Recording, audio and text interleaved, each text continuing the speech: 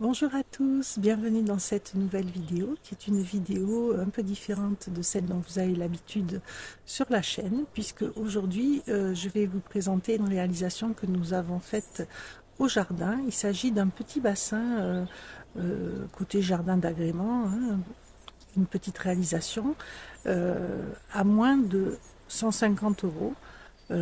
Et encore parce qu'on a fait quelques petites erreurs. Donc ceci comprend la pompe, la bâche, les plantes et les petits poissons. Puisque petits poissons il y a. Voilà, je vais vous expliquer déjà au départ comment est venue l'idée du bassin et où le situer dans notre jardin. Suivant les jardins, on ne le placera pas forcément au même endroit.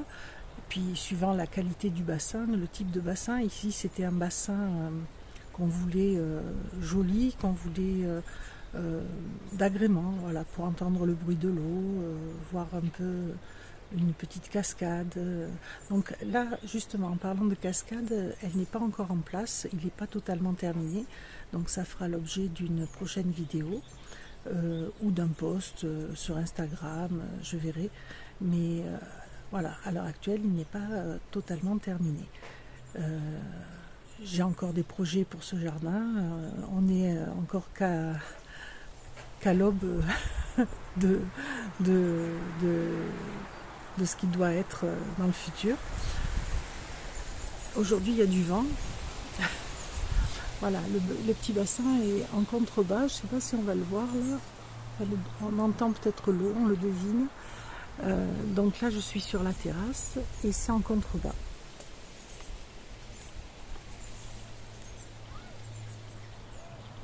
Voilà, on le devine. Donc, ce qu'il faut savoir, c'est que ce bassin, je l'ai projeté dans plusieurs endroits, d'abord du jardin. Au départ, je voulais l'éloigner de la maison, pensant que ça allait m'attirer tout un tas de bêtes, de moustiques, etc. Mais en fait, suivant les conseils avisés de personnes qui s'y connaissaient, on m'a conseillé de prendre des poissons pour éviter le problème des moustiques. Et de ce fait, je pouvais mettre un bassin plus proche de la maison. Et il se trouve qu'on a un jardin en pente, donc naturellement, il m'est venu l'idée de profiter de cette pente pour inclure le bassin.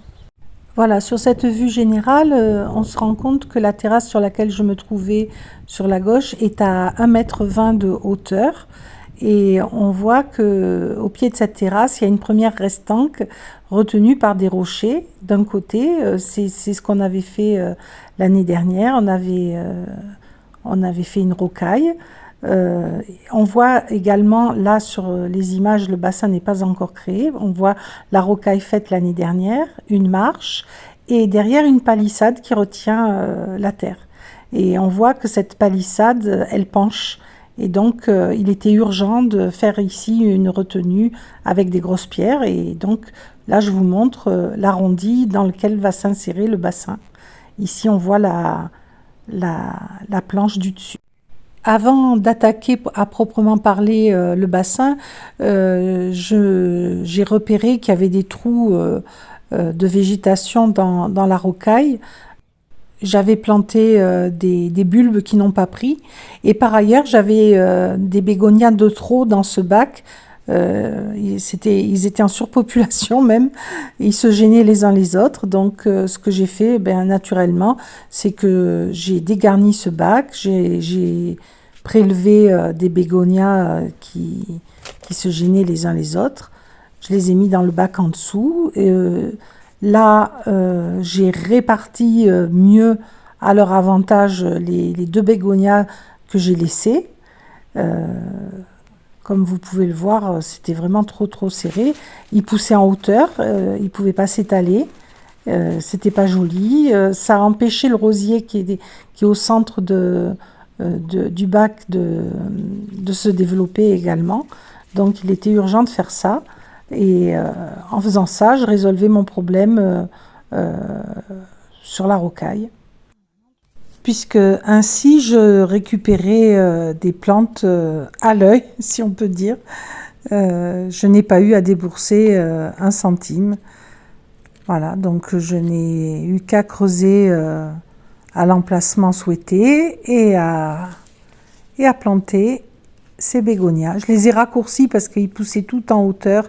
Ça n'était pas très très joli. J'ai mis bien sûr un peu de terreau dans chaque trou. Puis j'ai arrosé abondamment et voilà, ça a pris. J'ai ensuite déplacé des eustomias qui étaient sur le côté pour mettre à leur place les bégonias qui me restaient et qui allongeaient la bande. Ça allait dans la continuité, ça faisait plus joli. Et les eustomias, voilà, je les ai remontés d'un niveau à un endroit où ça ne choquait pas qu'il y ait un changement de plantation. Voilà, j'ai arrosé et c'était terminé. Cette partie étant faite, je pouvais me consacrer au bassin. Je n'aime pas avancer sur de nouveaux travaux tant que les précédents ne sont pas finalisés, on va dire. Voilà pourquoi je vous ai montré les finitions sur la précédente rocaille avant d'en arriver à la création à proprement parler du bassin. Donc ici au sol, je trace les limites du bassin avec le tuyau d'arrosage. Au préalable, mon mari avait charrié des grosses pierres qui proviennent entre autres de notre jardin, mais pas seulement, d'un autre terrain qu'on a un peu plus loin en forêt. Voilà, il en a charrié un peu plus que ce que l'on a utilisé, donc elles serviront les autres pour une prochaine réalisation. En attendant, on les a déplacées au fond du jardin.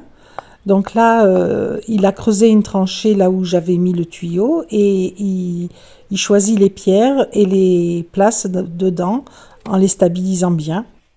Et il a gardé les plus belles pièces, celles qui étaient le plus adaptées, les plus étroites également, tout en étant bien lourdes et bien stables, mais les plus étroites pour que ça n'empiète pas beaucoup sur l'intérieur, sur les dimensions du bassin. Parce que en fait, comme on voulait faire quelque chose d'assez symétrique avec l'autre rocaille, on était limité en place. Et comme on voulait quand même que le bassin soit significatif, qu'il y ait suffisamment d'eau, on voulait que la rocaille ne soit pas trop large. Voilà. Donc là, après toute la difficulté, il a d'abord creusé, bien entendu, un petit peu, pour stabiliser les pierres dans la terre meuble. Il les a calées avec d'autres pierres. Voilà, il les a assemblées au mieux, de façon à ce qu'elles plus ou moins s'emboîtent. Et on voulait créer un autre niveau, un niveau au-dessus, là où il y a la grosse pierre, là. On avait creusé tout autour pour stabiliser les pierres là encore, mais finalement ça n'a pas convenu. On a mis un bac qu'on avait, un bac qui fait serre, qui a un couvercle. Là on a enlevé le couvercle et on l'a positionné là où on veut faire le premier niveau de bassin. Voilà, on l'a bien stabilisé. Ensuite on a creusé le bassin central, le plus grand, et on l'a délimité avec 2 grandes et larges pierres. Voilà. Ensuite, on a positionné la bâche. On l'a découpée. Alors, cette bâche, on l'a commandée sur Internet. Je vous affiche à l'écran le prix. Il nous en reste beaucoup, hein. On n'en a pas utilisé beaucoup, en fait. Et on a mis de manière à isoler la rambarde en bois de l'humidité. On a agrafé de la bâche sur la rambarde en bois. Là, on voit tout ce qui nous reste comme bâche. Ça représente un bon morceau. Voilà, là, on voit qu'elle a été agrafée. Voilà. Et là, on a continué le muret. On a ajouté des pierres sur les premières pierres et on commence à les sceller avec du béton. Enfin, pas du béton, du mortier. Voilà. Là, ça commence à prendre forme. Alors là, en l'état, c'est vraiment pas très joli, hein, c'est normal. En même temps qu'on faisait, on imaginait, hein. On avait une idée, on voulait plusieurs niveaux de bassin pour que l'eau puisse tomber en cascade. Mais finalement, on a opté pour cette solution qui était la plus simple de prendre un bac en plastique, quoi. Tant pis, on va modifier son aspect extérieur par la suite. On a des idées, on camouflera ce bac, quoi. Mais il y aura de la végétation autour, on le remarquera à peine. Voilà, mais si on avait dû faire un bac avec la bâche qui retombe dans le bac en dessous, c'était vraiment trop compliqué pour nous. On ne voyait pas comment faire, hormis comme ça, quoi. Donc on a opté pour cette solution et finalement elle fonctionne, hein. Donc après j'ai ajusté, j'ai recoupé bien comme il faut les plastiques. Et là déjà on voit le bassin tel qu'il sera, quoi, hein. On voit la forme un peu bizarre qu'il a, le premier bac et le bac plus grand dans lequel va tomber l'eau. Voilà, donc là mon mari positionne une large pierre. On a pensé dans la préparation de ce bassin à nos chats. Et on s'est dit, il faut comme un ponton pour qu'ils puissent boire, pour quelque chose de bien stable, une grosse pierre plate, pour qu'ils puissent se mettre dessus pour boire. Et pas plus tôt ça a été installé qu'ils l'ont utilisé, hein. Voilà. Donc là, on voit qu'on a bien solidifié les contours, bien fini avec des pierres plates. Alors sur les côtés du bac, on a ajouté de larges pierres pour stabiliser le bac. Ça n'est pas visible avec les images. J'ai pas pensé à filmer cette étape, mais sachez que le bac est bien stabilisé. On a mis des pierres comme un peu identiques à celles que vous voyez là à l'écran, de larges pierres de part et d'autre. Et toutes ces pierres ont été scellées avec du mortier. Ici, mon mari s'occupe d'un pot trouvé chez Action. Une suspension en fait, il la perfore afin que les plantes qu'on va mettre dedans puissent aller puiser l'eau dans le bassin, et il a tordu la anse de manière à ce que ça passe par-dessus la pierre. En même temps, ça va tenir la bâche sur la pierre. Bon, ça ne sera pas la seule attache, hein. Vous voyez là, on a posé une pierre dessus pour tenir la bâche, et ensuite ces pierres, on va les cimenter sur la partie de pierre qu'il y a, et ça va coincer la bâche. C'est pas forcément un modèle à suivre, hein, mais ça fonctionne. Ça coince bien la bâche, ça la tient, et les pierres se tiennent entre elles et le tout est solide. Voilà Mary qui inaugure la plateforme, comme je vous l'avais dit, le petit ponton. Bien que l'eau soit sale, ça lui plaît. On voit aussi 2 faux nénuphars que j'ai trouvés en jardinerie en attendant que celui que j'ai acheté fleurisse. Voilà. Donc j'ai acheté plusieurs plantes des œillets parce que ce sont des plantes qui tiennent bien dans ma région, qui ne sont pas mangées par les escargots, qui fleurissent tout l'été, donc elles n'ont que des avantages. Voilà, et elles ne sont pas chères en plus, des œillets trouvés chez Lidl. J'ai également acheté un iris d'eau, je vous mets la liste de tout ce que j'ai acheté à l'écran et le coût, parce que je vais oublier moi certaines choses. Voilà. Donc les pots, vous en avez vu un de perforé, mais il y en avait 2. Donc vous voyez là, il a placé les 2. Et les pierres tiennent les pots et la bâche. Et elles sont cimentées, là, elles ne bougeront plus. Maintenant, c'est Samy qui teste le ponton et le bassin. Voilà, ça lui a plu, il a bu. Il valide. Donc ensuite, mon mari a ajouté toute la terre qu'on avait sortie, qu'on avait gardée dans la brouette, il l'a rajoutée. Le lendemain, j'ai ajouté du terreau et j'ai fait mes plantations de mon mieux. On avait trouvé également du gravier blanc chez le déstockeur il y a 2 ans ou un an. Non, il y a 1 an. 10 € les 2 sacs, 2 grands sacs, je crois de 10 kilos. Donc là, j'ai placé les plantes dans les petits pots. Ce que vous voyez haut là et fin, c'est une sécoïde. Et l'autre, je ne sais plus le nom, je vous l'affiche. L'idée de ces supports est une très bonne idée sur un petit bassin parce que ça ne prend pas de place, ça n'empiète pas sur le bassin, ça laisse plus de place aux poissons. Là, j'ai positionné un pot que j'avais dans lequel il y a une repousse de yucca. Alors, ce n'est pas une plante forcément qu'on met à proximité d'un bassin, mais en l'état, il est petit, ça fait du volume, ça faisait joli, ça me permettait d'acheter des plantes en moins. Donc, j'ai carrément mis le pot pour pas que les racines s'infiltrent, fassent des dégâts.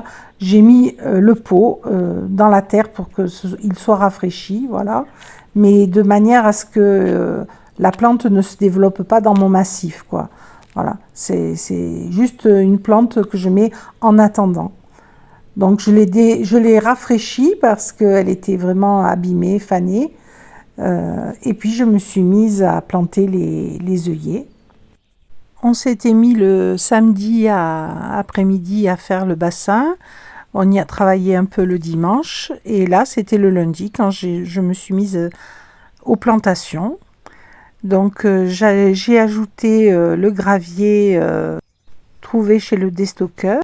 Je commence à le mettre en place et puis je me rappelle d'un coup que j'ai du géotextile que j'avais trouvé chez Noz pour une bouchée de pain, hein, je crois 2 ou 3 euros maximum le rouleau. Et c'est un grand rouleau.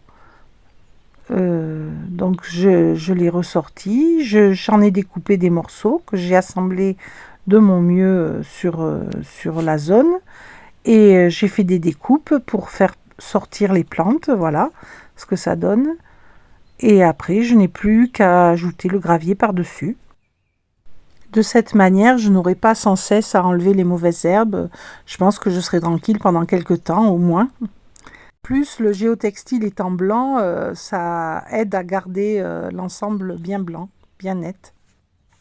Et voilà le résultat. Je trouve que ça rend bien. Ça met en évidence les plantes, tout en évitant la corvée d'arrachage des mauvaises herbes. Donc bien sûr, j'ai fait l'autre côté également. Là, je teste un petit jet d'aspersion trouvé chez Action. Là encore, je vous mettrai le prix à l'image. C'est une fontaine qui s'active au soleil. Ça peut faire un joli jet comme là, quand c'est bien ensoleillé. Et ça fait peur à mes chats, donc je le mets que de temps en temps. Donc voilà, le 3e jour de travail, le bassin était déjà fonctionnel, même si il est loin d'être terminé.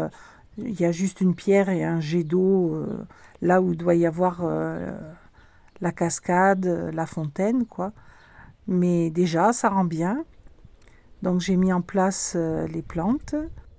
À gauche, à côté du yucca, il y a un canna de couleur rose, je crois. À droite, il y a un Hemerocallis pink damask, une espèce de lys. Et à côté de lui, une petite lavande que j'ai déplantée d'un endroit pour la mettre là. J'espère que là, elle va se développer.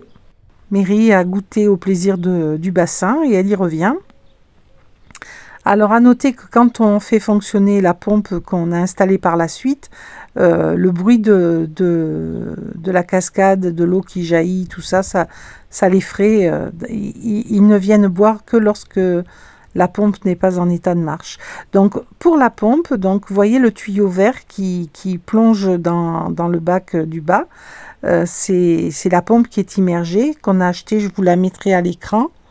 Je vous mettrai la boîte à l'écran. On l'a payée, je crois, dans les 50 euros, 55 euros dans un magasin de jardinage. Elle fonctionne très bien, elle relève très bien l'eau.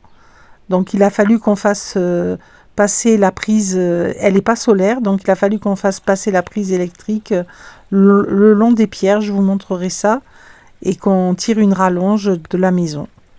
Donc pour l'instant, c'est encore une installation un peu provisoire, mais ça fonctionne. Là, je ne l'ai pas mise en route parce que les chats profitaient du bassin. Et là, il n'y a pas encore les poissons ni le nénuphar. On a attendu quelque temps que l'eau se fasse, quoi. Normalement, il faut attendre 3 semaines, 1 mois. On a attendu 15 jours pour introduire les poissons, le nénuphar. Mais les plantes étaient déjà là, elles commençaient à nettoyer l'eau. Il a plu aussi, donc ça s'est rempli aussi d'eau de pluie, ce qui n'est pas une mauvaise chose. Voilà, et ça c'est un vrai plaisir de voir ces chats boire comme s'ils étaient dans la nature, quoi. Alors ici, un rhododendron qui n'est pas adapté tellement à ma région. Donc pour pouvoir le faire tenir, on a mis de la terre de bruyère au sol, bien sûr. Et grâce à cela, il est magnifique. Ce bassin, c'est vraiment l'attraction à la fois pour les humains du jardin et pour les félins. À cette distance, on voit comme il s'intègre parfaitement au reste du jardin. Il complète la planche de gazon. Il joue la symétrie avec la rocaille fleurie juste à côté. C'est vraiment l'élément de décor qui manquait, je trouve, à cet endroit. Donc là, du temps a passé, on a acheté les poissons. Je vous mets le tarif pour ceux que ça pourrait intéresser à l'écran. Donc il s'agit de 2 petits poissons rouges, enfin un rouge, un jaune, pour pouvoir les distinguer, que ma fille a baptisé Fleur et Denis. D'ailleurs, c'est ma fille là qui essaye de les installer. Donc, on suit les instructions du vendeur en magasin. On les acclimate progressivement.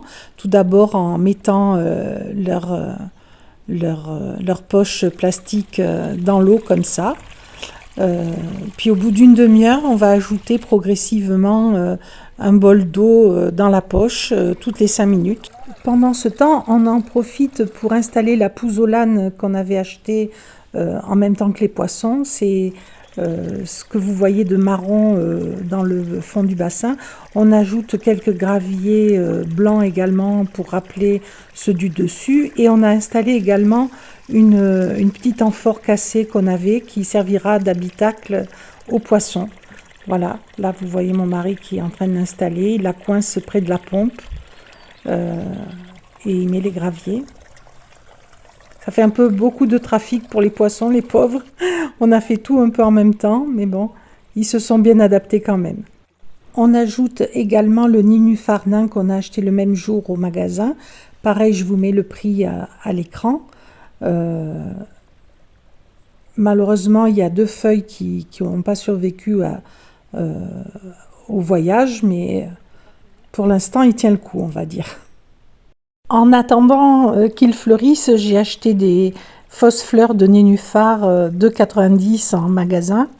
Voilà, là on voit ma fille qui ajoute un bol d'eau du bassin dans le sac des poissons afin qu'il s'acclimate. Et c'était la dernière fois. Ensuite, on va les libérer. Mais pour cela, il ne faut pas mélanger l'eau du sac avec le reste. Donc là encore, on va utiliser le bol, prendre un poisson, éviter de prendre de l'eau avec, le relâcher et ainsi de suite. Voilà, là le jaune. Donc elle fait tomber l'eau dans le sac. Voilà, et elle le libère. Voilà, aujourd'hui c'est 1 semaine après, ils vont très bien. Ils ont mangé les larves qu'il y avait dans le bassin. On les nourrit quand on voit qu'il n'y a rien à manger, on les nourrit. On a des petits granulés.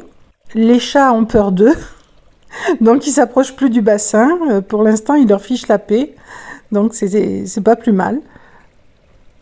Voilà. Là, l'eau était trouble parce qu'on avait beaucoup bougé les choses et tout, mais aujourd'hui, elle est limpide, hein, elle est vraiment belle. Une belle qualité de l'eau et les poissons vont très bien. Voilà, en termes de coût, ce bassin nous a pas coûté grand-chose, hein. la bâche, la pompe, les plantes, les poissons, un peu de ciment, 3 fois rien quoi. Hein. Et on est très content du résultat. Je vous afficherai le total à l'écran.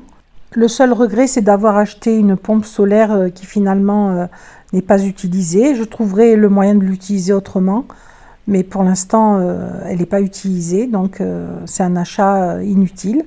Néanmoins, le bassin marche à l'électricité solaire, puisque notre maison est branchée sur des panneaux solaires avec batterie. Donc, de toute manière, l'énergie est solaire. Voilà. Et comme je vous ai dit, là on voit un petit dragon, une figurine qu'on doit percer pour mettre le tuyau, pour insérer le tuyau dedans. Et on doit faire une cascade à ce niveau-là, quoi, là où se situe la pierre et le dragon. Donc voilà ce qu'il nous reste à faire. Encore un peu de travail pour vraiment savourer le résultat final. Le bassin serait déjà fini s'il avait fait un temps plus de saison, on va dire. Mais cette année, il a vraiment beaucoup plu, ce qui a limité nos sorties dans le jardin et nos travaux. Ce petit bassin apporte de la vie dans le jardin, le bruit de l'eau, les petits poissons. C'est vraiment très très agréable. On ne regrette pas du tout les quelques heures qu'on a passées à le fabriquer, à l'imaginer. En plus, il retient la terre où il y a le gazon, voilà, donc ça empêche que tout s'effondre, ce qui joint l'utile à l'agréable. On a tellement aimé faire ce bassin qu'on en fera un autre beaucoup plus grand, comme une petite mare, on l'imagine déjà, avec un petit pont, des entrelacs, voilà, dans le futur. Cela constituera un meilleur milieu de vie pour les poissons rouges que ce petit bassin, puisque lorsqu'ils vont grandir, le bassin sera trop petit pour eux. Donc la mare sera parfaite à ce moment-là.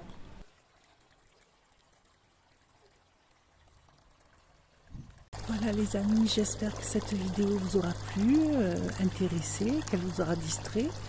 Et si c'est le cas, mettez un pouce, commentez, abonnez-vous si ce n'est pas encore fait. En tous les cas, moi j'ai eu beaucoup de plaisir à faire cette vidéo, à faire le bassin et à partager.